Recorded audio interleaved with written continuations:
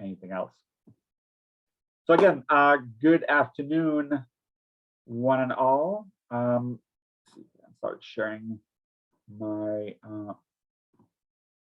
screen, and hopefully you're able to actually see it. And let me just set it up, the chat and the participants. All right.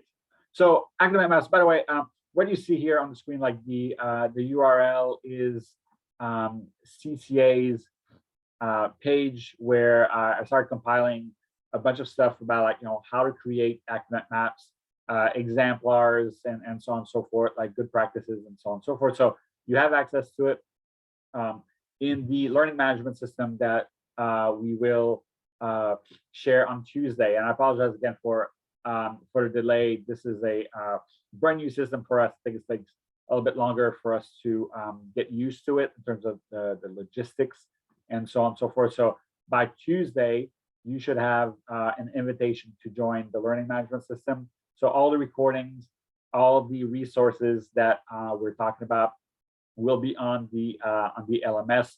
There's an opportunity also for you to guys to have like a discussion board, chat with individuals, and so on and so forth. And it is a building. Now it's in the process. So I think that I put some resources there, but one thing that I want to make sure that you tell me is also, like, what resources do you wish to be made available to you guys, so that as you start working on these projects and these strategies, that you have all the resources that you need. One thing also, and I'll share that, I mentioned it this week, I was lucky enough to be in Columbia. I was gonna say in South Carolina, but I'm always in South Carolina because this is where I live. But I was able to meet with a number of you in Columbia this week. And one thing I want to clarify a little bit about these workshops and webinars and things like that. These are not meant to be just purely informational and go like, good luck with that.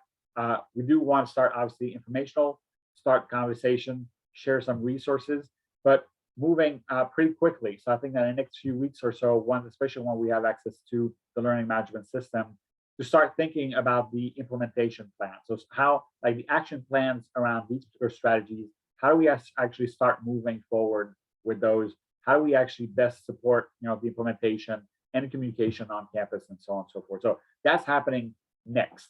So I just want to make sure that you didn't see these webinars simply as informational, and there's no follow through and no action steps. So I just want to make sure that you start with that.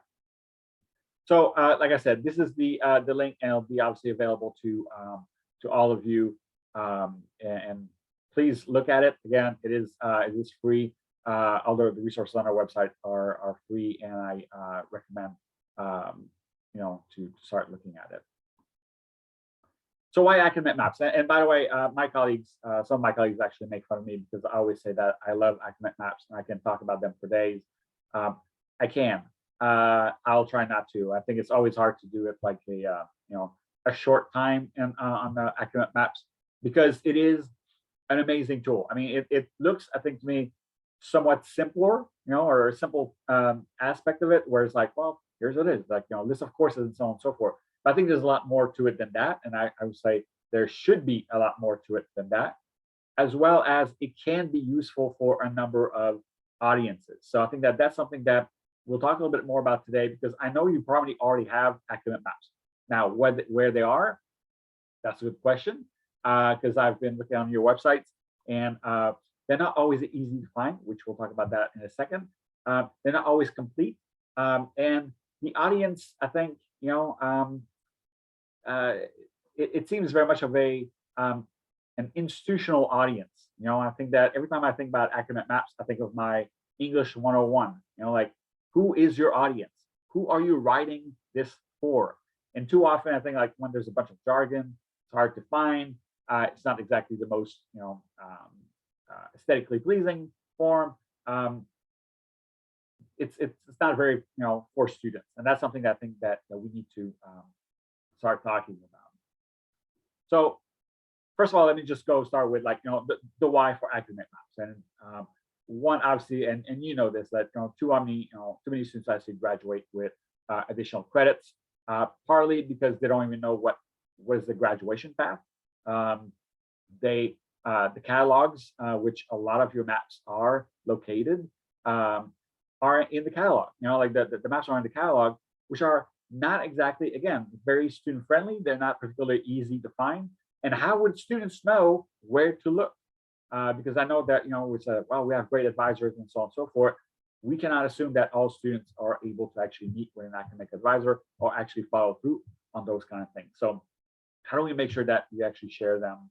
And the degree requirements are not particularly clear. I know that, some of the policies associated with, applying for graduation, and other like residencies and so on and so forth. We want to make sure that those policies are clearly communicated so that there are no problems or delay in graduation. But at the same time, I think that once we start thinking about like how do we actually organize our academic maps, it's really like it's a great opportunity for on-campus discussions about how, like what is the right math course. So like when we're talking about math pathways, where is the right math course for our program, but also what is the right math course, like does it transfer to another institution as well? Do we create, meta majors? So do we group them? So how do we actually talk about the different programs of studies? Are we giving them a huge long list? And I was going to actually here. Let me see if I can find you a URL here, and you may be able to. Nope, not that one. You may be able to see, and maybe it hits a little too close to home.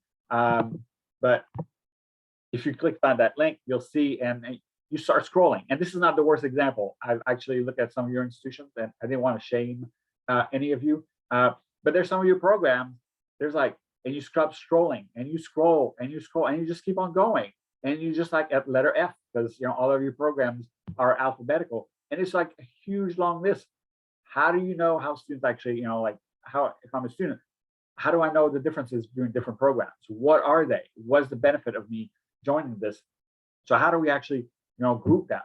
My major actually can be quite an effective way to go about it. What are the milestones? Like, what are things that ideally students would hit on particular terms, or at the end, after completing specific courses?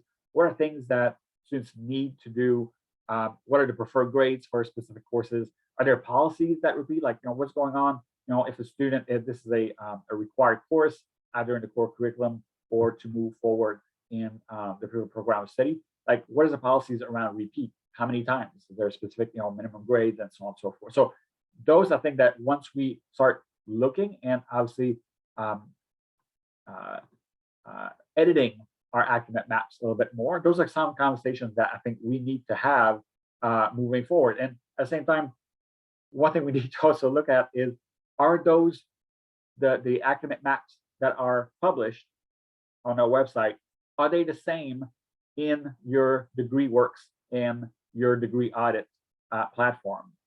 Because it is very easy, especially when we're talking about a lot of changes within curriculum, that the update in degree works, for example, is not consistent with what we're actually sharing with the institution, which can create significant problems in this. So again, why academic maps, better tracking of student progress. I think that's a little bit easier to keep, easier to pull reports based on which classes the students are registering in.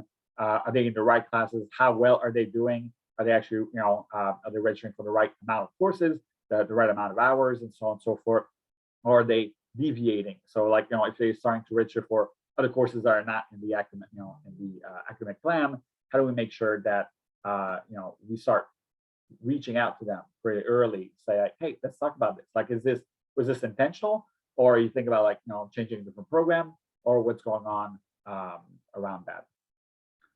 The scheduling, I think that's something that we'll talk a little bit more. I think that the academic map, to me, again, is like, who is using it? It cannot just be simply a student front-facing document. It has to be used by the by the academic department to schedule the right classes. Like you're able to know through the reporting, it's like how many students are on those individual academic maps. So how many seats do I need per term to make sure that I actually meet the demand? And you're able to actually hopefully extrapolate that based on like how many of the full-time and part-time students you have in terms of the teaching schedule, who's going to be teaching it, when it's going to be offered, and so on and so forth.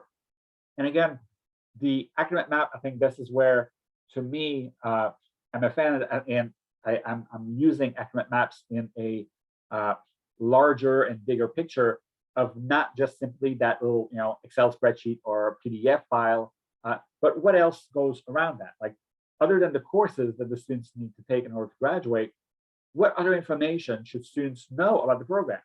Like what are the skills they're going to learn?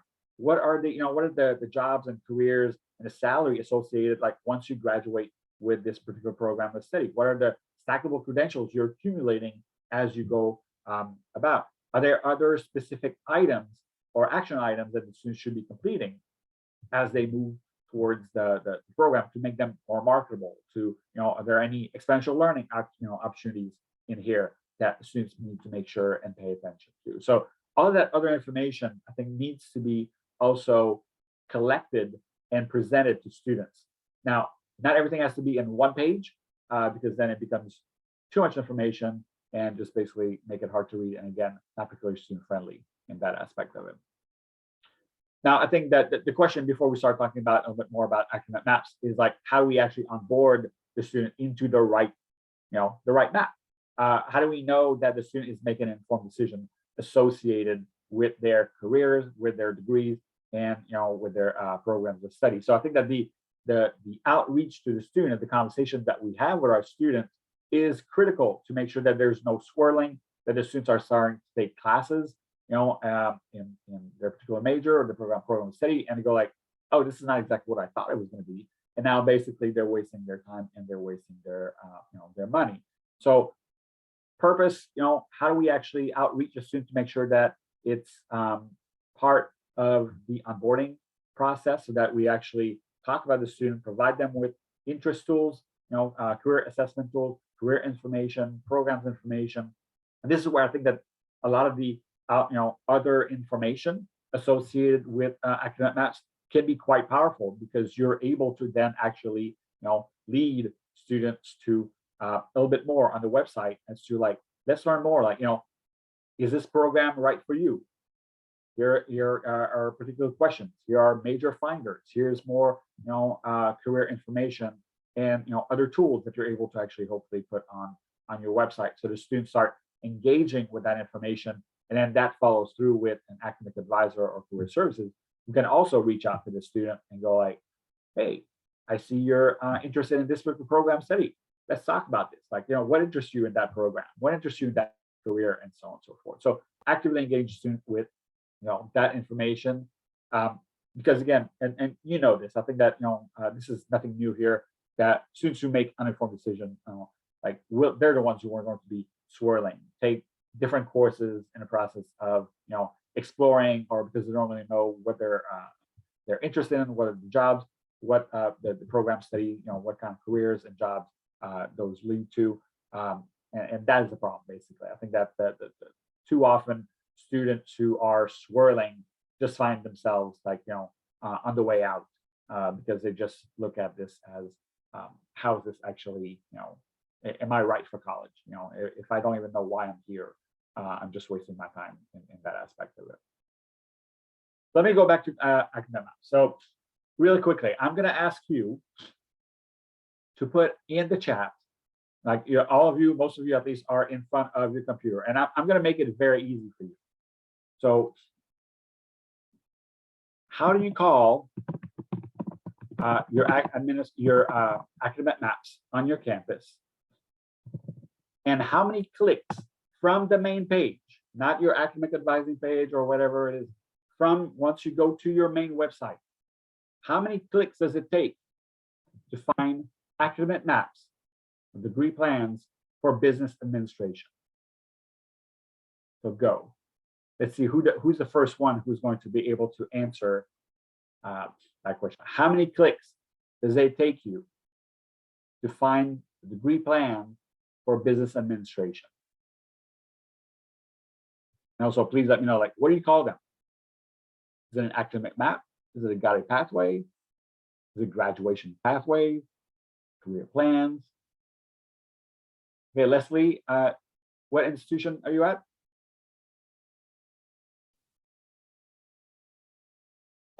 Great. Okay, nice. 2 clicks. Awesome. Who else?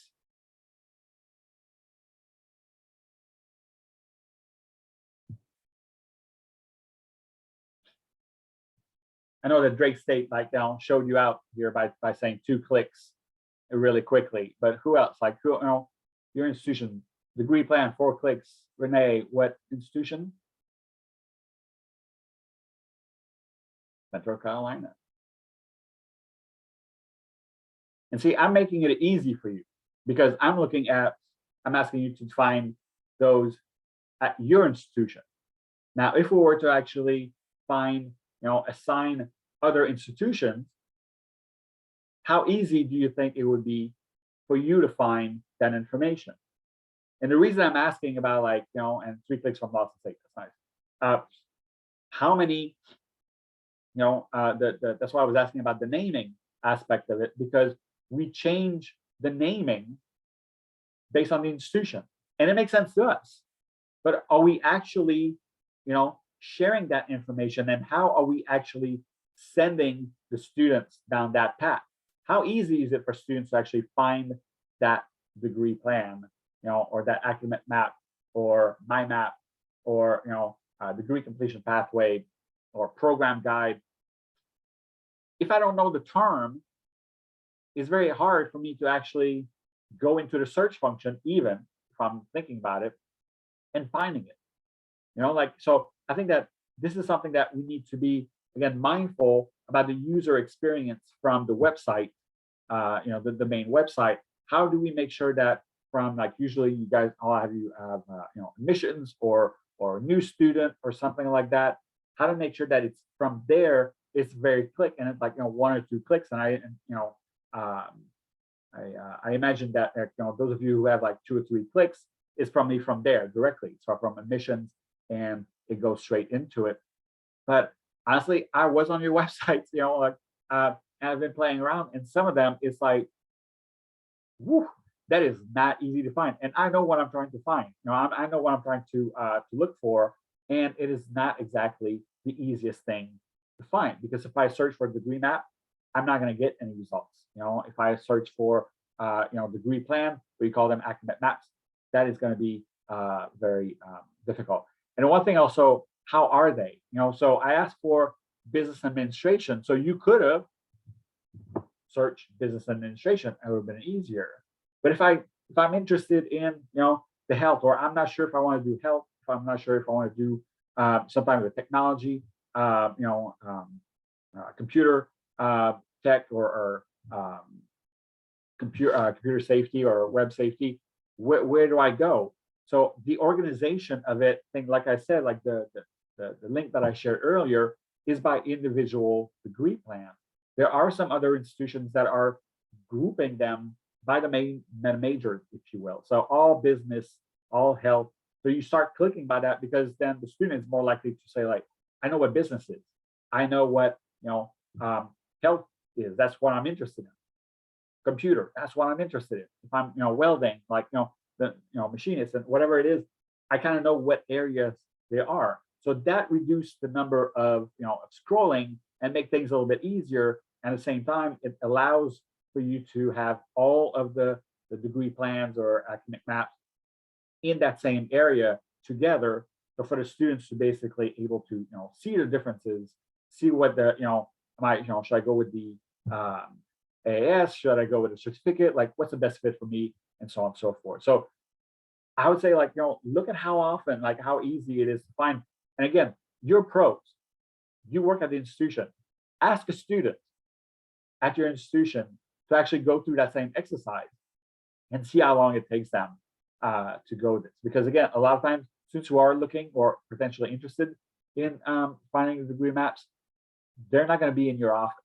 So they're going to do this by themselves moving forward. Now, this is where I'm going to go a little bit off piece, like for academic maps. And some of you, I know I've shared this in other presentations, but the Atlanta Tech, this is from Atlanta Tech College.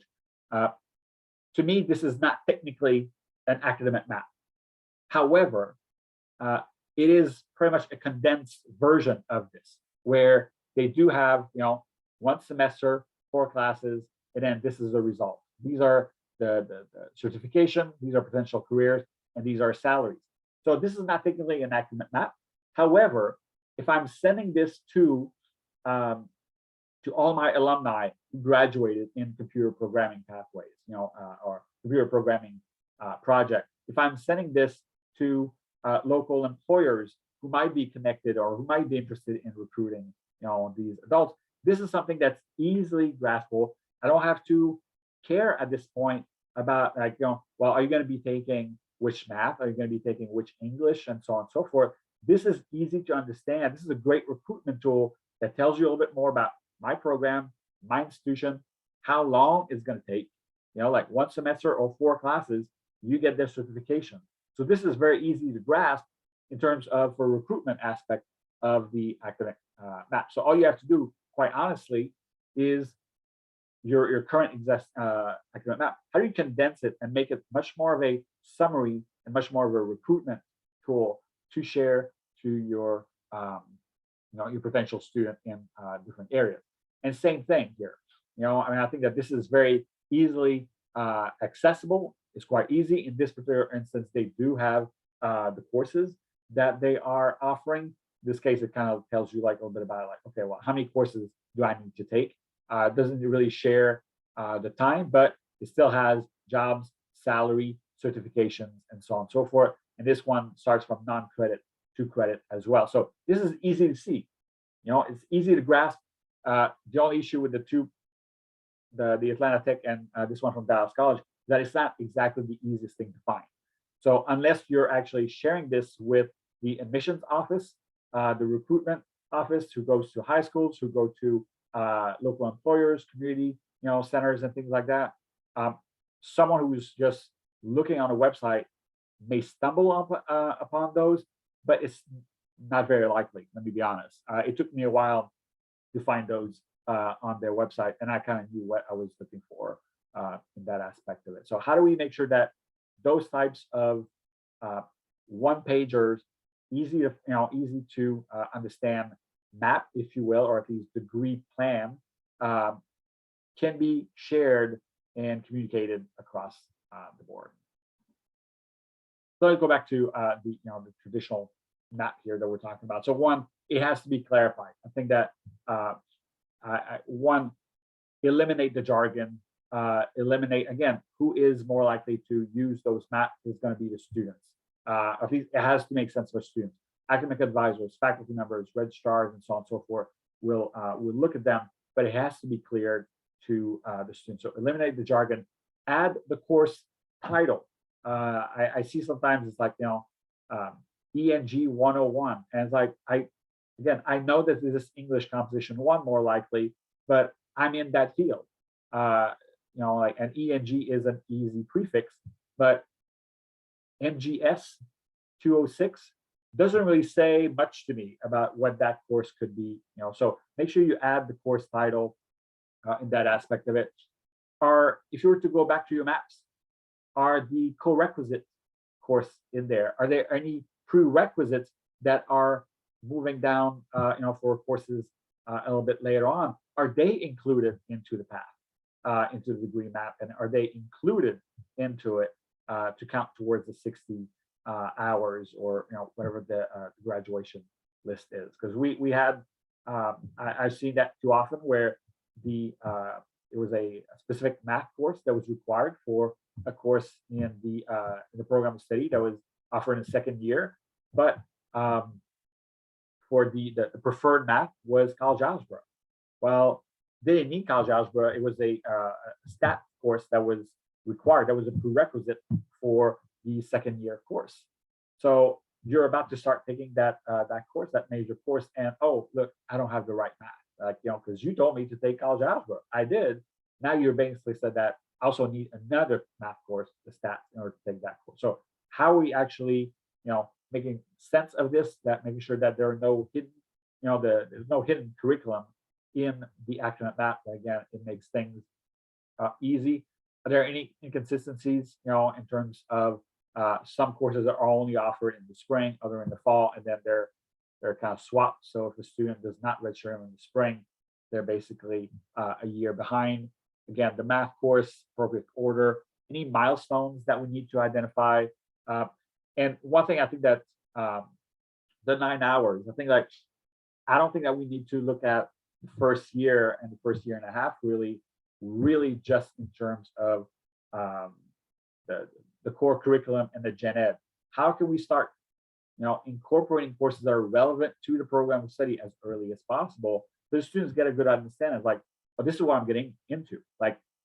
A lot of them, maybe some of your students are looking into general studies and so on and so forth, and that's fine. But if I'm interested in business, well, I like to start taking, a business course the first year. Is there an intro to accounting? Is there something about economics or finance that I can start taking that really confirms that this is something that I'm interested in, or that I'm actually accounting, definitely not. And then I move forward to to something else. And again, one thing that would, just like the same thing with the long list of programs of study, there are a lot of courses in the gen ed core, and in gen ed or the core curriculum. Are there ones, instead of asking students to take any of those 60 courses, are there specific courses that are more relevant for that particular program of study? So you can limit it to these 3 or 4, take 1 or 3 or 4 that count in the gen ed, but are also going to be particularly relevant and going to help you move forward to the other courses in your program of study. Like I said, it has to be shared. I think that it has to be intuitive for students to find them. And the map in itself, where it's mostly the course, the list of courses, maybe a few words as to why students should be excited about this program study, what they're going to learn, and so on and so forth. All of that can be complemented and supplemented by the website that surrounds it. So don't be shy, on your website, to share about why students should be excited about this. What are they going to learn? Feel free to add student voices about and student testimonial about I took this this degree, best thing ever. I got this job 2 weeks afterward, or I learned so much. Now I feel so prepared to be in the world of work and to get the job, and so on and so forth. So bring in the student voices on your website to make sure, again, it's a recruitment tactic. It's an opportunity for students to see themselves and to see that I'm not a trailblazer. Other students have done this. They've enjoyed it. They're ready to go to work because of the skills and competencies that I've added to this. Some careers associated, and I'll share this obviously. You will have the and the links are going to be live on these slides. But some of the other things that can be added. Obviously, careers associated with majors. There's Georgia State has that's an old video. I looked at some of them and I was like, whew, it shows its age. But basically, how can you add really a minute video, low cost, just your phone? Ask a faculty member, ask a student, what am I going to do in this program?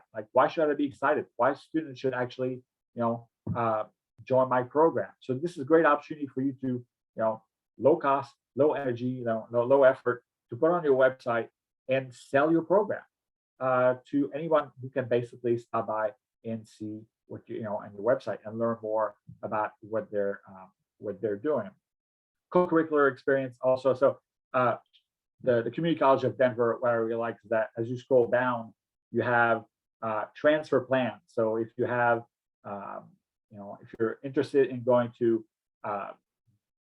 these 5 institutions, well, these are the preferred courses that will still count towards the associate in business administration, but that will be transferring easily to these other 4-year institutions as well. Share that.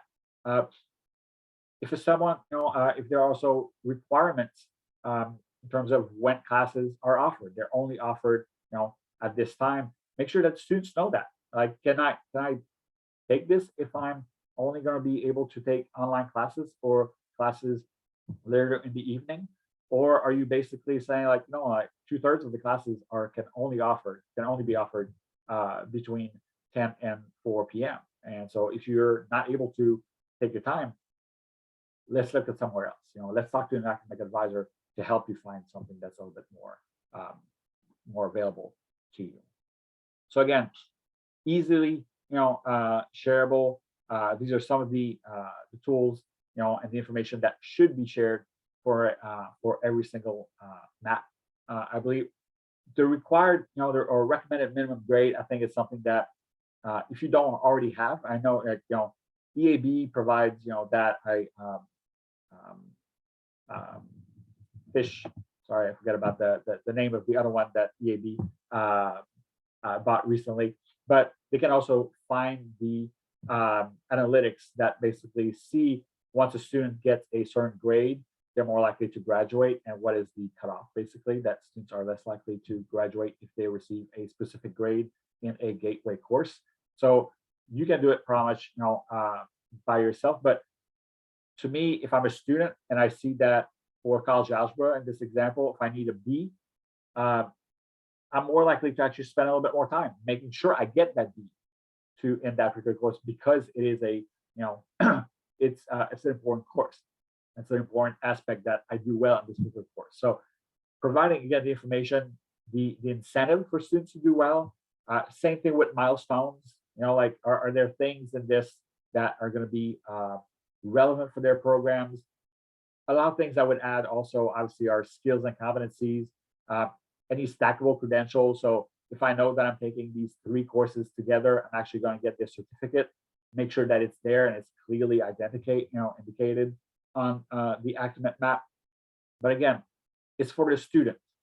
So how do we actually make sure that the information presented is clearly communicated and actually, easily understandable from a student? And this is where I want to make sure that it's clear. We talked about that, earlier, about academic maps should be primarily, a student-facing and student-friendly, exercise. But advisors, faculty, schedulers, and recruiter should use that tool in one way or the other. Obviously, they can, maybe they can modify the academic maps for their particular audiences.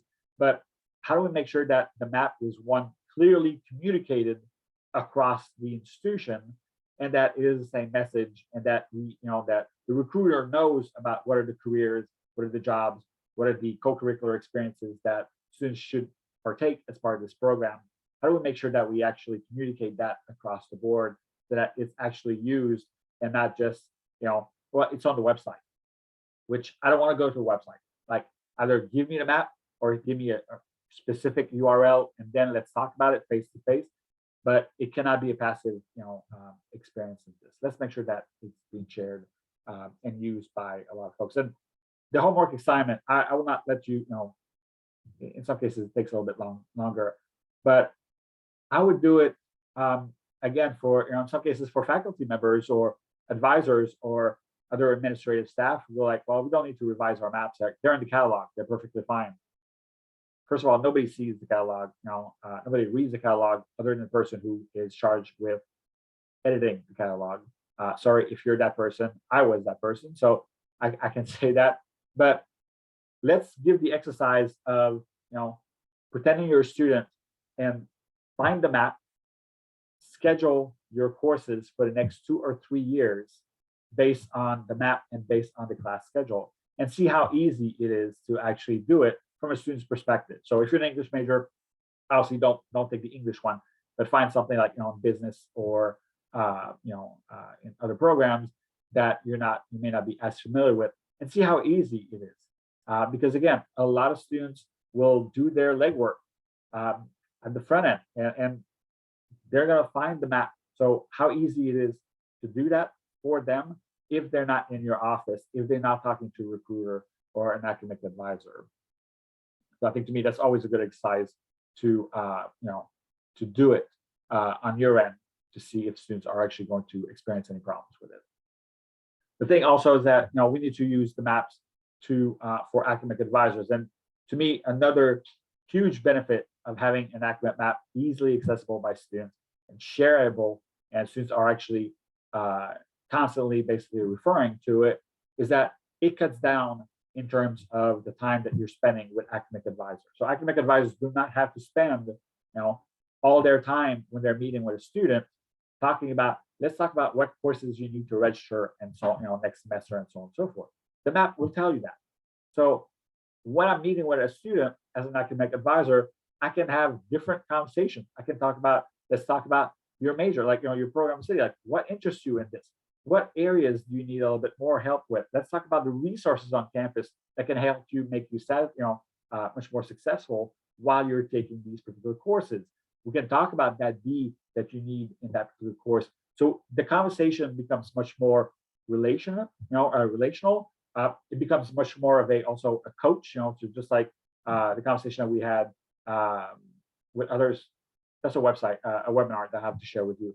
But about it's a different conversation that we have with academic coaches and academic advisors, and it's relational. It's not transactional. So the whole 30 minutes, if that's your appointment time, 5 minutes talking about registration and enrollment. The rest of the time, it's like, let's get to know each other. I want to make sure that I know how can I best support you moving forward in your academic program. The next one, I think, you mentioned earlier about the scheduling aspect of it. So if we know how many students are on the map, we know how many seats we need. If we know the type of students who are, who need those particular courses, we knew when to actually schedule those classes as well, and in what format, like what modality. Is going to be hybrid, it's going to be online, it's mostly going to be in the morning. How many sections do we need? So it's not simply an aspect of fall to fall, spring to spring, but it's basically looking at the data. How many students do I need? If that course is in the core curriculum, how many students historically have taken it? So how many seats do I need moving forward? And how can I actually make sure that it's actually offered in a way that is easily accessible for our students in that aspect of it. So again, easily communication, using the tool for the student and for planning purposes as well, not simply as a way of this is not academic should not be relegated solely as an academic advising exercise. It has to be really used by the faculty members and the administration, to schedule the classes. Because I've seen a lot of things that the language on some of the maps, it says this is just a plan. This is not a contract. This is not does not guarantee availability of courses. And I have no problem with the contract aspect of it. I kind of have a problem with the institution listing on the academic map that there's no guarantee that the courses that I'm listing to graduate are not going to be offered. That to me is a problem. You mean like this is a degree plan. I'm going to graduate in 2 years, but some of those courses may not be offered, so I cannot take them. Therefore, I cannot graduate in 2 years. That is a problem to me. So I'm not saying to change the language, but I'm definitely making sure that how do you actually ensure that all the courses that are you listed are actually available to our students, and making sure that they can actually register and enroll and graduate on time. A couple of things. Again, I know you have maps, in different formats, different pathways, and so on and so forth. But one thing, again, I would ensure that I would spend a little bit more time revising those maps. And in some cases, re-examining, as in, do they meet the brief? Like, do they actually help students progress and graduate on time? And the best thing to do that, again, is to through collaboration. I think that a lot of times we have one person in one department who's creating the maps. How can we make sure that academic advisors and faculty members are working together to create those academic maps? Because I think a lot of times faculty members will have the courses, they know the learning outcomes, they know the preferred order and things like that. But the academic advisor is going to tell you, like, what? Students are really struggling when these courses are offered, and when students are taking these two courses in the same semester. They're two really heavy reading classes, and students are falling behind a little bit. So can we actually split those two courses in different semesters to actually support the students, and support the progression, things like that. So the academic advisors are going to be able to actually bring the student perspective if you're not actually bringing the student perspective at the table as you're revising those maps moving forward. And the registrar also has to be involved. Like, we need to make sure that whatever your degree plan that you're putting on paper actually meet the graduation requirements, set by the institution or by the state. So bringing the registrar, before any map is being published helps a great deal.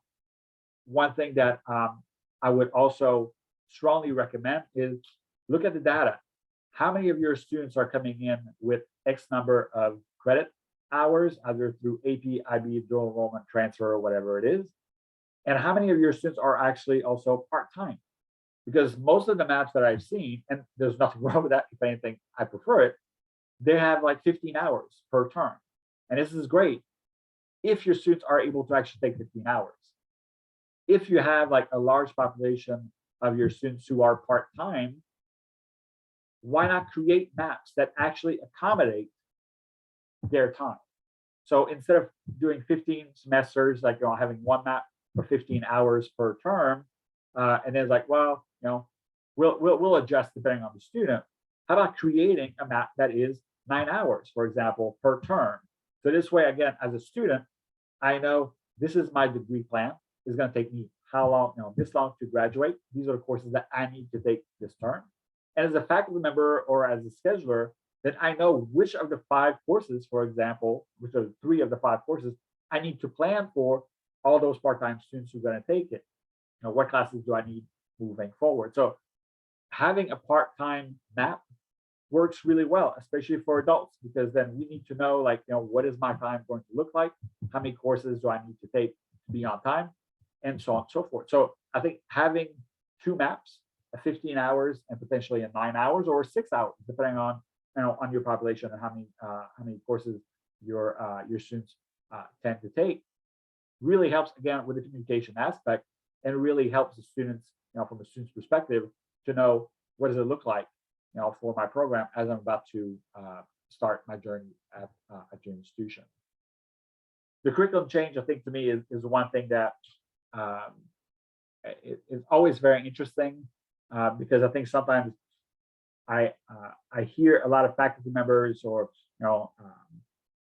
staff who almost pride themselves, like, oh yeah, man, we change the curriculum like all the time. And it just hurts me a little bit as to like, why? Like, why is your curriculum changing that often? How does that actually help the student who has already a vision as to how they're moving forward? And I understand about grandfathering the student into old program degree maps, but if the class is no longer be offered because it's now the new degree plan, that also impedes the students who are already in the program. So making sure, look at when and how you're actually changing the curriculum. What is the process? Making sure that someone at that table is in charge of advising, how those changes will affect the maps, how will affect the degree plan, the degree audit, how does it affect also with potential prerequisites? Again, the hidden curriculum that is associated with some of those, curriculum changes. So the curriculum changes, to me, is always something very interesting that I think we need to make sure that is clearly communicated, and how it doesn't operate in a vacuum. That it does affect a lot of things, and the registrar has to be at the table. Folks who deal with academic maps, advising, and other faculty members need to be consulted, and in some cases, it is not always the case. So my recommendation is always once a year is when you have the different discussions around curriculum changes, and how in a specific process, that only then can a curriculum change be processed and voted on, basically, and discussed throughout the year. And finally, we're talking about opportunities to include co-curricular activities, like actions, like there's a link, I think, that I'll share with you in a second, from Marshall University, that shows all the things, during your first year, this is what you should do. Like, you need to talk to your academic advisors. You need to go to career services. You need to join this student organization. You need to start planning about experiential learning. You need to start looking at internships that are available. You need to go to this office and so on. So that starts talking like, like, hey, my college degree is not just a list of checkbox, courses that I need to take, but it also includes all those other, opportunities that my college is providing to me, which makes my college degree much more valuable and makes me much more prepared to move forward to my next step once I graduate for this. So same thing, like if you have a specific program that or specific activities that you want students to do, let's put it up there. Let's make sure that we bring on the website. Finally, so I'll share this and the links will be available in the on the LMS next week. But one thing I put is like, yours, like how good is yours? I would look, I would definitely recommend that you start looking at other departments, other institutions to see like how they're doing it. What does it look like? What information are they actually providing on their website? And honestly, copy it. Like if you find something like this website, like, man, this is great. Like I didn't think about adding, the transfer advising guides on my website. Then why not? Make sure that we actually bring it in. I mean, to me, I think that changing the website, or at least where the information is provided, can be a little bit daunting for some folks. But I think that this is where, Academic Maps is not a one department activity. It is a university activity. So how do we actually bring in folks from IT or from webmasters who basically can say like, this is where we can actually put that information from an end user perspective. Like it should look better if we actually put it like this or something like an accordion, whatever it is. And I think that if you look at the first one, you'll see it's an accordion style information about transfer, careers, and so on and so forth. So students do not have to scroll endlessly through your page to find the information. So it's easily, can navigate a little bit easy in that aspect of it. So let me stop sharing here and put some of the links here that I was talking about. This is the Marshall University. This is the Community College of Denver. Also that I like because it's in somehow meta majors, and then you start clicking and then you have a little bit more information moving forward. Those are the main ones that I want to highlight for now. Alamo also has the transfer advising guide on their page. It's a little bit confusing in terms of trying to find the maps and so on and so forth, but these are some of the links that I want to share with you right now. And again, all those links will be available in the LMS next week under the resource page and things like that. So with that, let's talk about maps. Like questions, comments, like, are your maps great? Like, how happy are you with your maps? How does it work when you have to change it? Please feel free to, share. Let's have a few minutes discussion, not just questions, but let's talk about your experience with Academic Maps.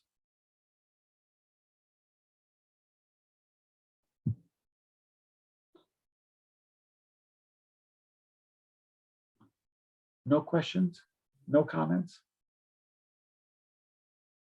Are you all happy with your maps as they are right now?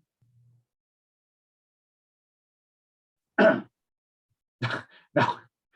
For one, so no.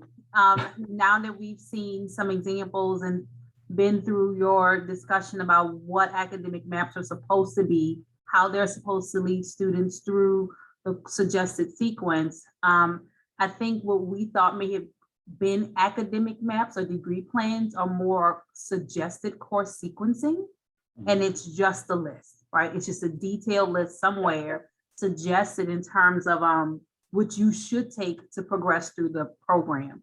I think coming out of this discussion, what I realized that there's a lot more to it.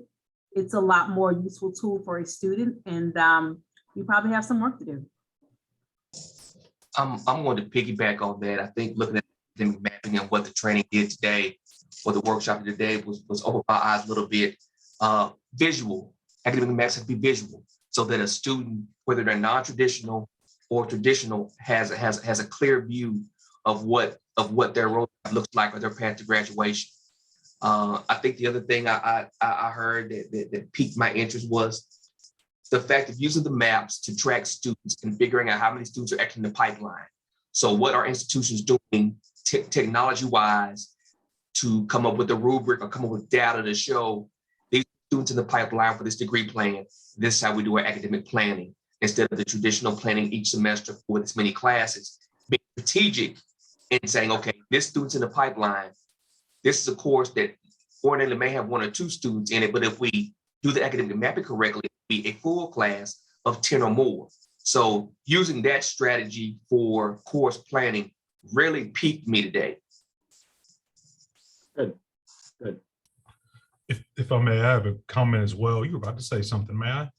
No, please, please. Okay, so we have a lot of great course, like 2+2 agreements with 4-year schools, and those are great because those are down to the course, right?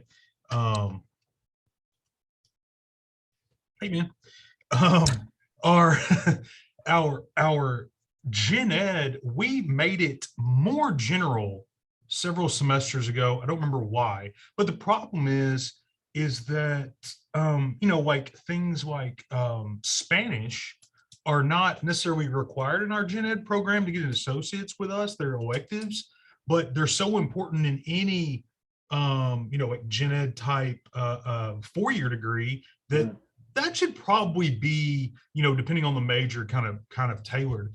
So I think along with, like you mentioned, like having a 9-hour kind of map, man, that's really cool. Or a 6-hour map, that's a really great idea, because you can make several really specific ones and say, hey, look, here's our gen ed program, and you know, you should really think about the Spanish one, but if you really don't want to do Spanish, here's one focused on humanities and philosophy, for instance. Yeah. And you can have several to hand them just based on asking them a simple advising question, what's your interest?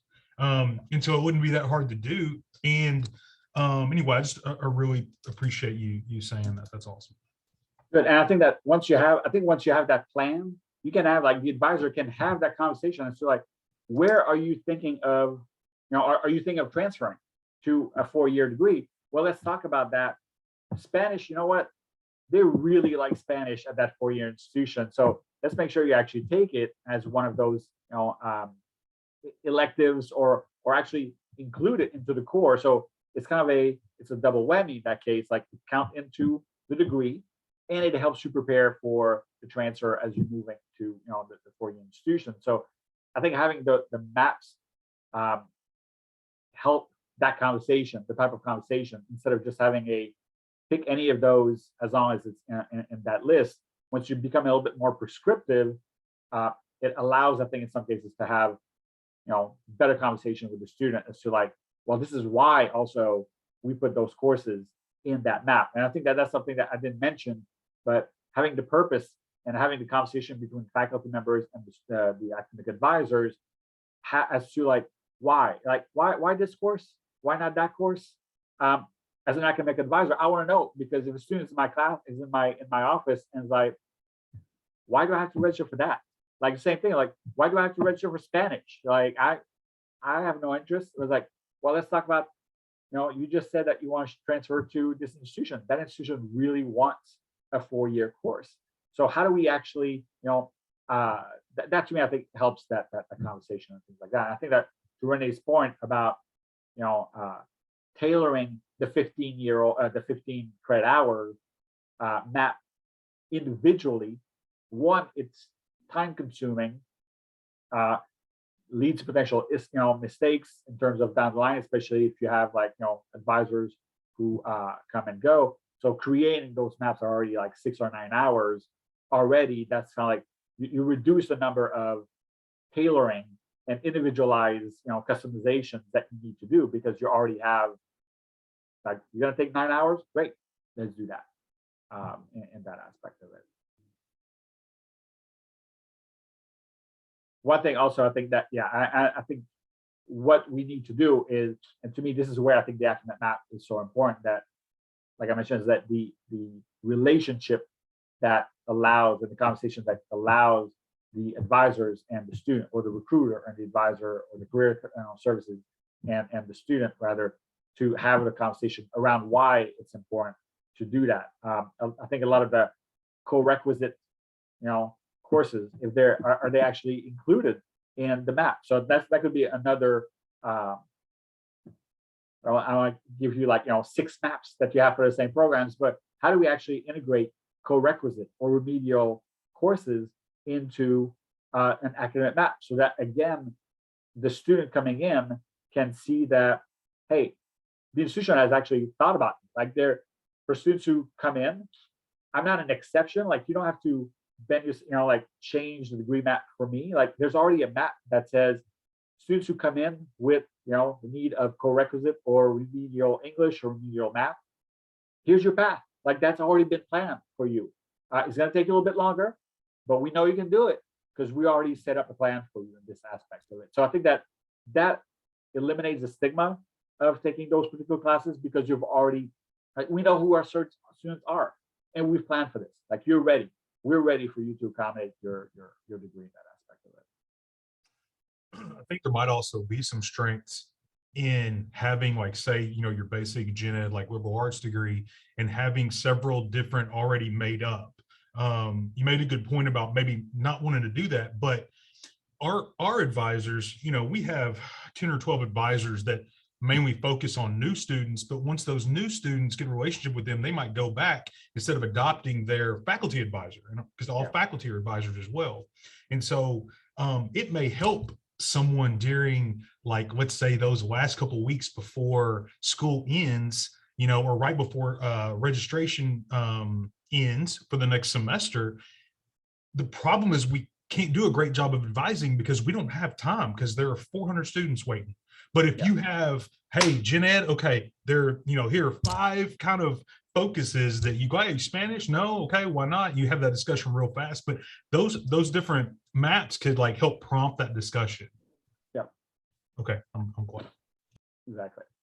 And I'm a big fan. Like, I created schedules for learning communities when I was at Georgia State, and one year, logistically, was a bit of a nightmare on my end, because that was something. But I gave them, like, these are the 4 courses that you're going to take, and then the 5th course is pick one of these 3.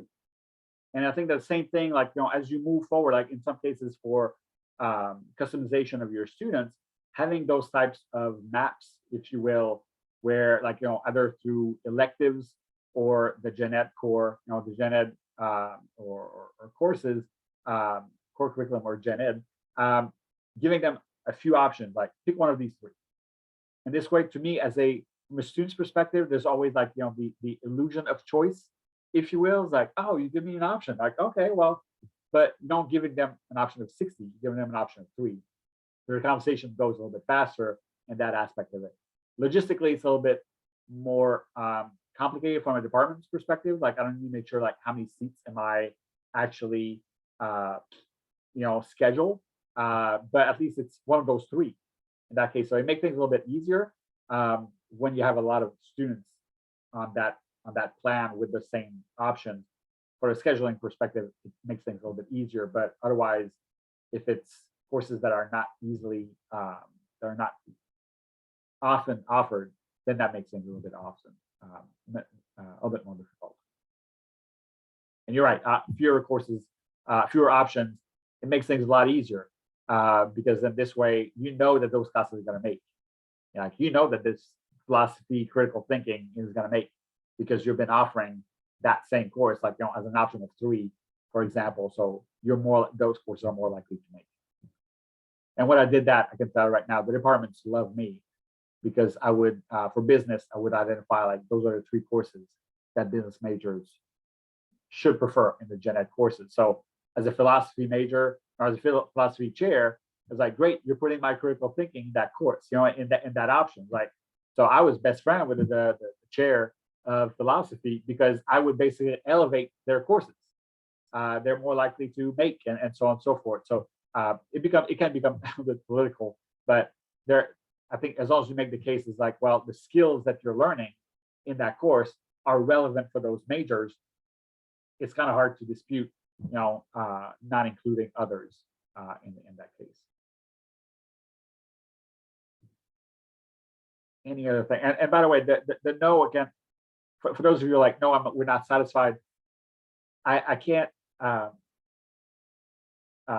stress enough, like, look around. I think that it's there are too many courses or too many options, too many schools rather, that have that simple black and white grid of courses out there.